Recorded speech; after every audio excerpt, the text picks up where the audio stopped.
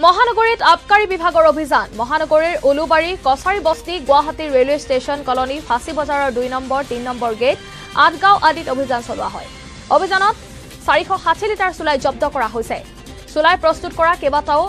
ঘাটি উচ্ছেদ কৰা হৈছে মহানগৰীত আবকাৰী বিভাগে চলাই অভিযান মহানগৰীৰ উলুবাৰী কছাৰী বস্তি গুৱাহাটী ৰেলৱে ষ্টেচন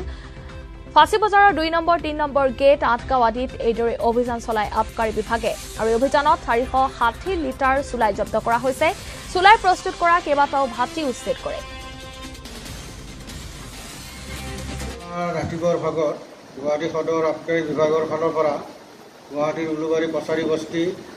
ফাঁচী বজাৰ 2 নম্বৰ গেট ফাঁচী বজাৰ 3 নম্বৰ গেট আটগাঁও ভূটনাথ আদিত